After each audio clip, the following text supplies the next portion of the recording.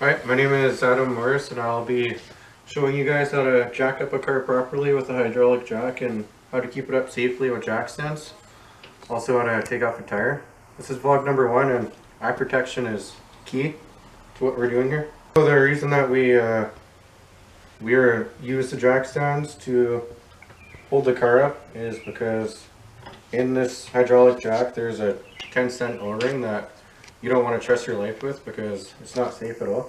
And I'll get started and show you how to jack up the car safely.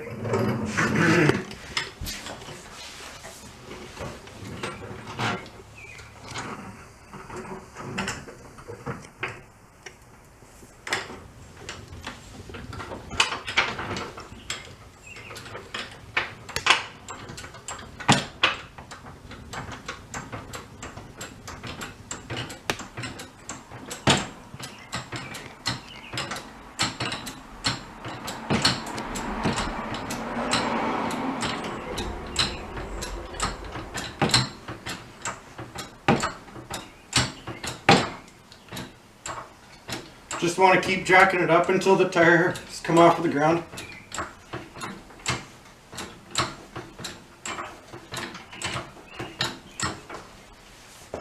As you can see, the tire is just about off the ground.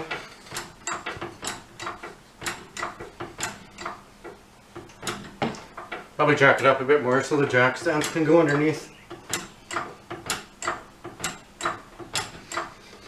I'll take a look if they can go under.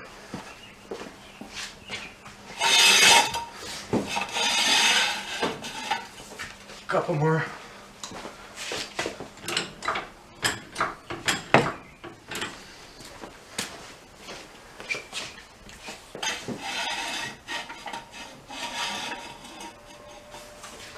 I'll do the same thing to the other side.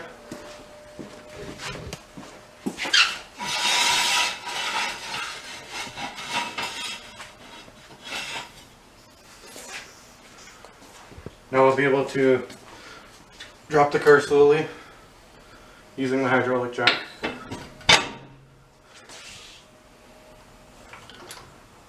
Now we can pull it out.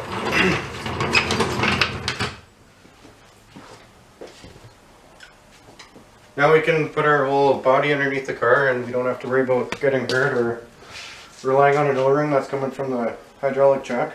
And I'll show you guys how to take off a tire. I got a center cap here. I'll just take it off with a flat blade screwdriver.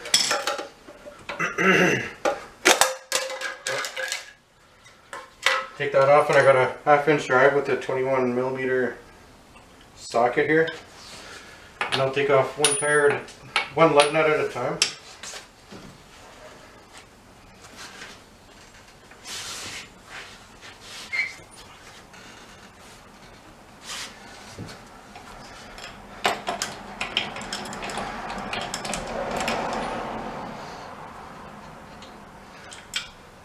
You guys just want to keep loosening off all the lug nuts, so you can loosen them by hand after. I think I loosened them all with my hand, where I can take them off now, one at a time.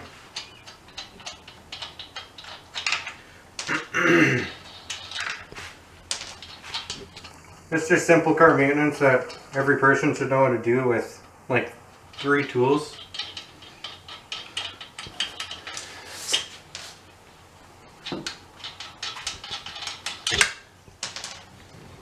You know, I got all 5 lug nuts off.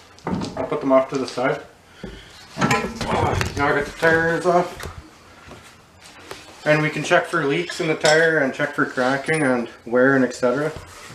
We'll just slide the tire all the way around and check if there's any holes or nails in the tire. If that was the case, we could pull them out. One thing to also check for with the tires is cracking in the tires. It's showing that it's wear and it could cause leaking in the future. And one simple trick you could do is spray soap and water on here and it would start bubbling if there was a leak in the tire. I know I don't have a leak in my tire, but there is one way, that is one way we could check. And one simple thing everyone should know is how to check the PSI in their tires, the air pressure. And in small fine writing on here it'll say 35 psi, and that's what your air pressure should be rated in your tire. And I can grab an air pressure gauge and we can take a look at that. Okay, on every tire it'll say the max psi by the manufacturer, and also usually in the door panel or in the glove box of your car it will say what your car can handle for max psi on the tires, and through what your car says, that's what you should be paying attention to, no matter what the tire has to say. My car recommends around 30 psi, and here I believe it runs around 30. 35 here and 30 in my car. And we can check the pressure in the tires here. I'm at about 32 psi from what the gauge is telling me. And that's about normal for where you want to be, especially with summer driving. Winter driving would be a bit different.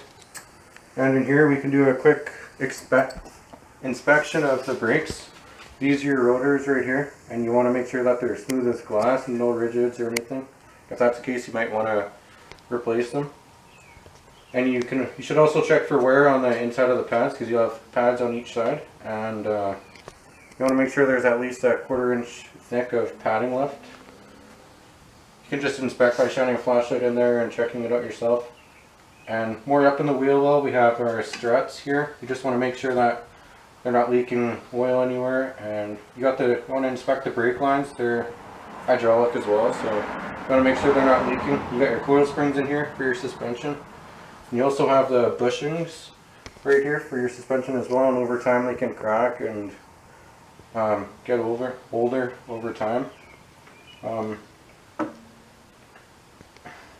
That's pretty much the quick inspection for the brakes and the wheel wells. You want to also make sure your caliper's in good condition, making sure it's still tight and you brake on time and everything's good. That's pretty much it for the inspection. Okay, this is vlog number 2, and my name's Adam, and we're back to car maintenance. Vlog number 2 will consist of putting the tire on, torque value in the owner's manual, and jacking it down safely. So first of all, we'll talk about putting the tire on. Well, first of all, we got to put the valve stem back on. Thread it on and make sure it's nice and hand tight. Then we'll get ready to be putting the tire back on. Just line it up with the screws in here. Hold it in nicely and thread each one in by hand. You never start with a power tool or a hand tool, because you can cross thread.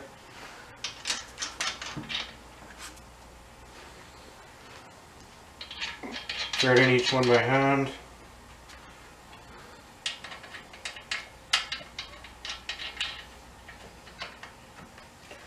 Now we're on the last one.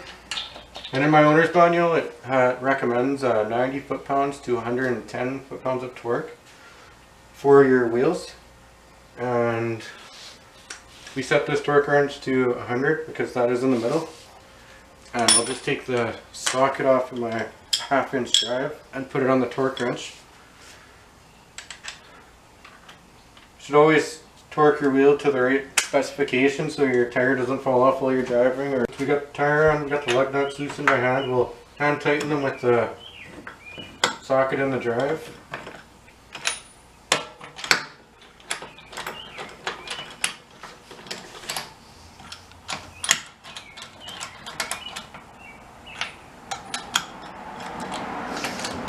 Hand tighten it one by one. You don't want to go right beside each other because then they'll tighten differently.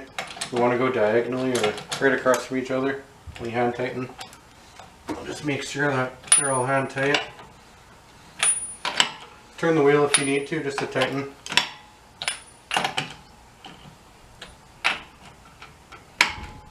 Okay, now that they're all hand tight, I'll put the socket in the drive down, and I'll show you guys how to jack down the vehicle properly and safely. I got the hydraulic jack stand here, and I'll tighten it so it's in place and make sure it levels right down on the ground, and we'll slide it in. Now we'll jack up the car a little bit so the car is off the jack stands. I'll remove the jack stands and I'll drop the car so we can torque the wheels.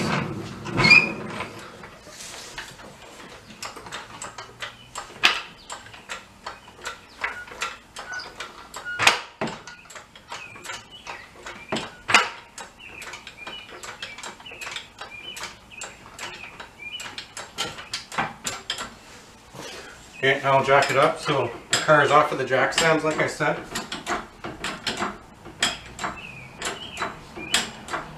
Okay, now I jacked up the car.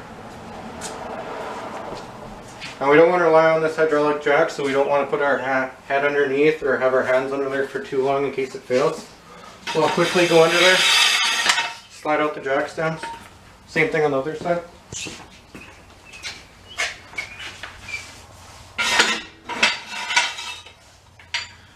Yeah, I got the jack stands up, and we will drop my car slowly. Releasing pressure from the hydraulic jack stand. Tires going on the ground fairly easy. Loosen up the jack stand, we'll pull it out. Put it to the side. Now we'll go over there and we'll make sure that the lug nuts are hand tight so we can get ready to torque them. Just double check. Make sure they're still hand tight for the torque wrench to go onto.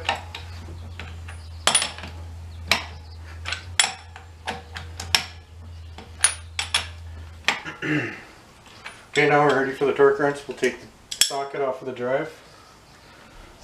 Torque wrench is already set to 100 foot-pounds.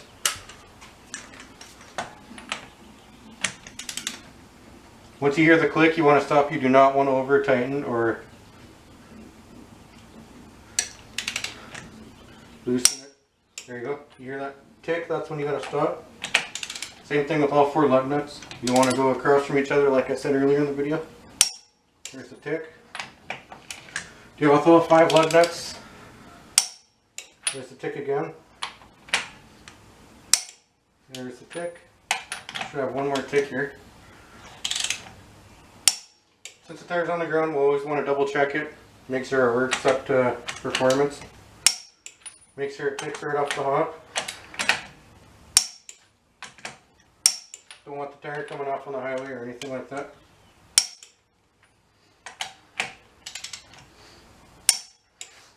Okay, now we got our wheels torqued to manufacturer's specifications, and we can put the center cap back on.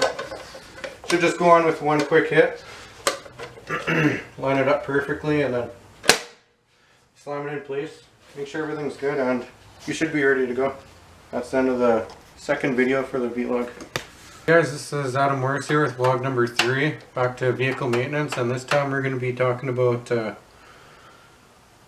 battery in the vehicle and how to check all the fluids in the car.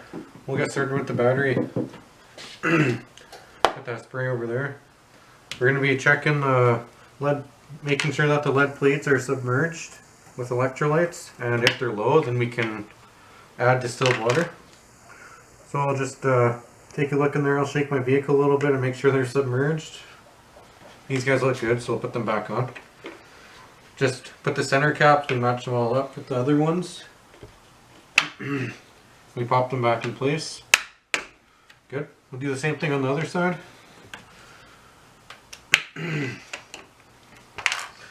Take a look in there. Yeah, we're good. We'll match up the holes again like we did with the other ones. Pop them back in place. And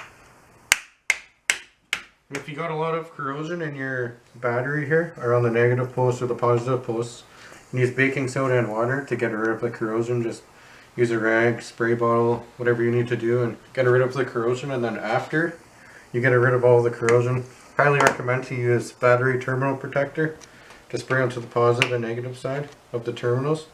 That will prevent the corrosion from coming back, and that's a great way of keeping your battery healthy, I guess, and we'll definitely need it for starting your car. And we'll move on to the other fluids. Here's your washer fluid reservoir right here. There's a center cap that pops off. You add washer fluid through there. You can take a look down there and see how far you're adding, and you can refer to your owner's manual for how much it takes. I know my car takes 3.8 liters of washer fluid. It's a pretty big tank. After you add your fluid, put the cap back on, click it, make sure it's in place, and you can move on to the next fluid. Here I'm going to check my power steering fluid, and you always want to refer to your owner's manual before adding anything in. It depends on if it's a Ford or a GM, etc. And let's grab the right here. And in here it will say full cold, and that's how my engine is right now, full cold or full hot. You'll be able to tell by the liquid on the reservoir. You can just put it back in, dip it in, kind of like a dipstick. Take it back out. And you can see full cold right at the end of my fingertip there, and that's where you want it to be. And you can just pop the cap back on, tighten it, double check always, and then you can move on to your brake fluid here. Here's your, it has a indicator here, a max level and a minimum level for your brake fluid, and always refer to your owner's manual for that too. It may be .3, .1, .2, whatever. And to add any fluids, you just pop off this top cap right here. You always want to clean it when you take it off and before putting it back on. And then you can just wiggle your reservoir a little bit, see where it's at for max, minimum, etc. And you can add whatever you need.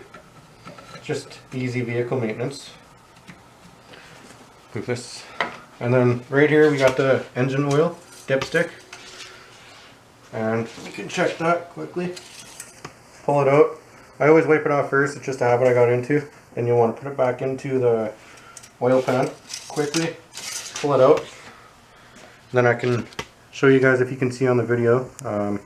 Right at the end of my fingertips, that's where you want it to be, and that's exactly where my oil is. It's kind of running down the dipstick. I can give you guys one last example.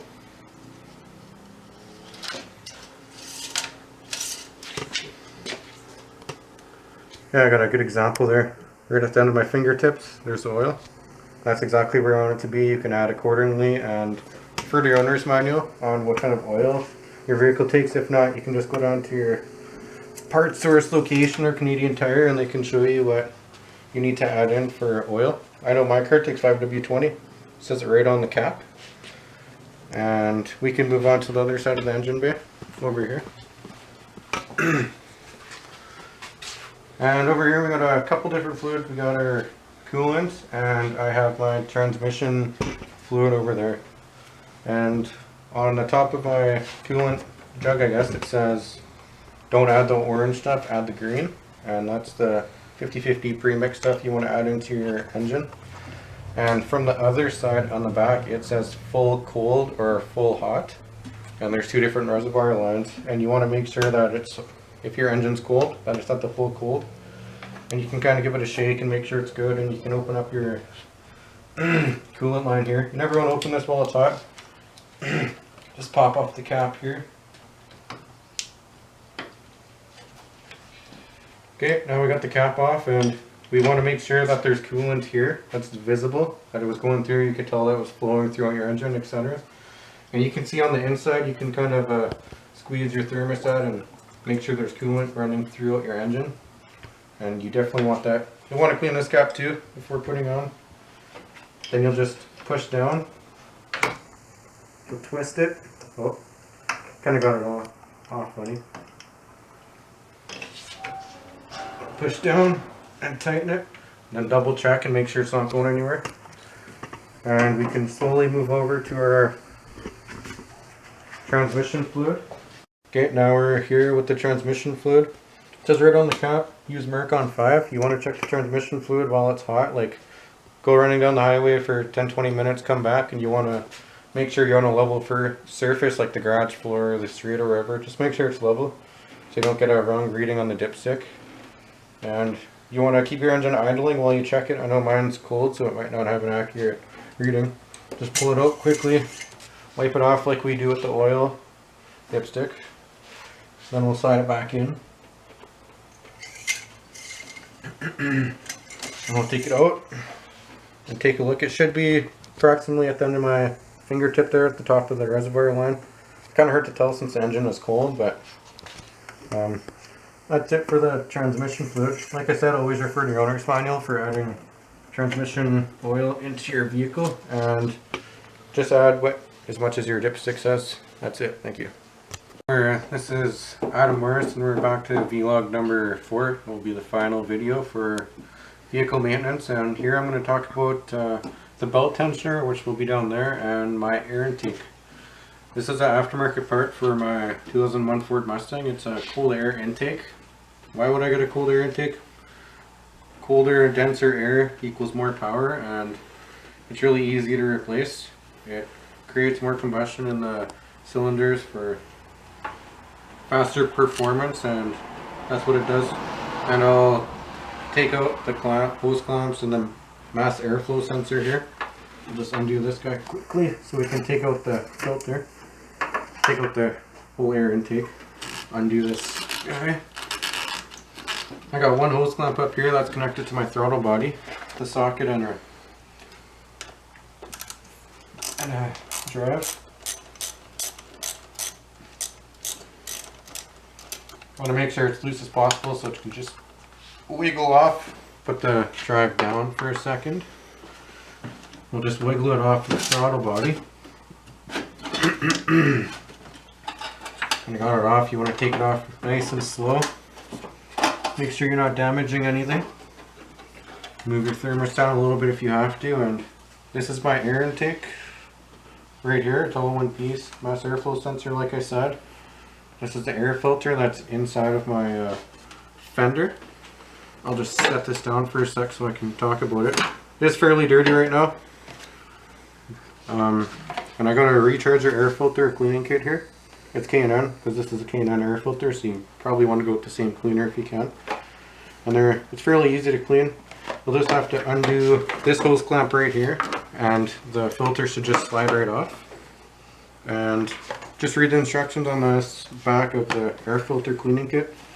Apply cleaner onto the filter. You want to rinse off the filter thoroughly and make sure it's nice and good, ready to go. You want to dry it for approximately 24 hours, whatever it recommends on here. And then you want to re-oil it with the aerosol spray can. Now we'll just put this guy to the side for the time being, so I can talk about the belt tensioner. So this is my whole belt right here. The belt runs the air conditioning, power steering, etc., everything. There's a belt tensioner right down here by the bottom of the coolant jug. And you just want to put a long socket on there with an extension. And you want to release the tensioner from the belt, and the belt will easily slide off. But before you want to replace the belt or waste any money, you want to check for cracks, any uneven wear. You want to even take a look at the grooves down here at the bottom and make sure that they're all good. I don't see any wears or grooves or scratches, any unfine particles or anything on here. My belt seems fairly smooth, but refer to your owner's manual for changing your belt for sure. Like I said, you would just undo your tensioner, replace your belt, and then put it back on to how your owner's manual says. Or you could go to Parts Source or Canadian Tire and they can print you off a diagram of how your belt would go back on, how you would release the tensioner, what kind of socket you would need, etc. What else? It runs your air conditioning as well, and that's a huge essential part of your vehicle here. Alternators up here. The tensioner would be down there.